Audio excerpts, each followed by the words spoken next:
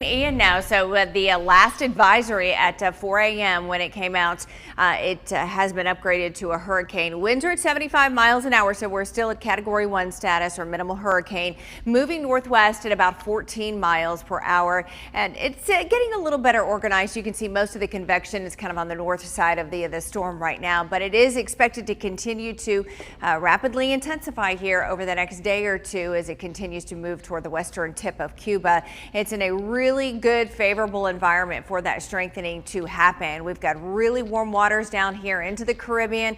As you can see, some of that ocean heat content, some of the yellows and reds, that's where it's highly favorable. And that's what hurricanes like. They like that higher ocean heat content, and it helps them to intensify. One thing to notice, though, as we go forward in time, heading into the weekend, you'll notice it gets a little less favorable as we get closer to the Gulf Coast.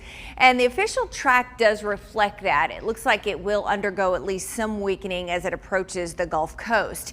Forecast models really do agree really well over the next 2 to 3 days. You can see how they're just kind of aligned here, really until we get into about the southern or central Gulf of Mexico. And then they really start to spread from really just to the west of Apalachee Bay or Apalachicola and then over toward Tampa. So we do still have at least 4 and 5 days out, a pretty high degree of uncertainty exactly where this hurricane is going to be moving inland or where that landfall point will be. But here's the latest forecast track from the National Hurricane Center, and so it looks like it is going to strengthen into a Category 3 as it moves over the western tip of Cuba and into the southern Gulf of Mexico. It then becomes a Category 4 with winds up to 140, and then you can see how the cone really does get to a lot larger as we get out to closer to Thursday and then into Friday on exactly where this storm is going to be moving inland. But to Apalachee Bay, over toward Apalachicola, perhaps even Tampa, anywhere in that cone. Now, obviously, the further west the track is, the more impacts will be felt here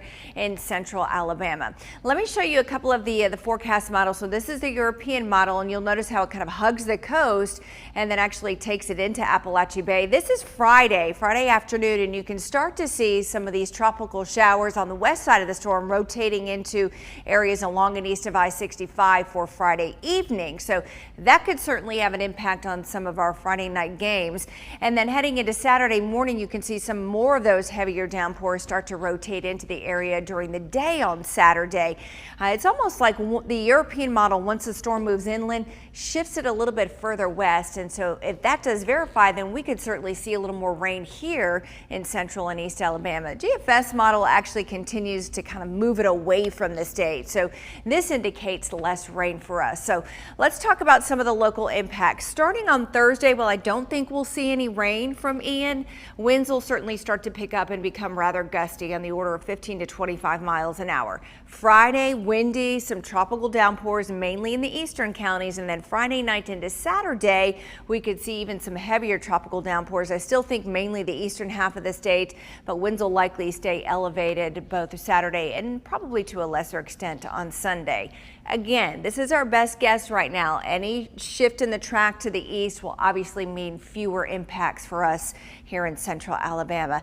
What a nice morning out there. We really do have some beautiful fall-like weather over the next couple of days. We'll be in the low 80s, so it'll get warm today, and then 50s. Look at that, low 50s expected Wednesday, Thursday mornings. Winds will start to get gusty, and then of course we'll be watching Ian for those rainfall impacts by the end of the week and the start of the weekend. Carla? All right, thanks, Steph.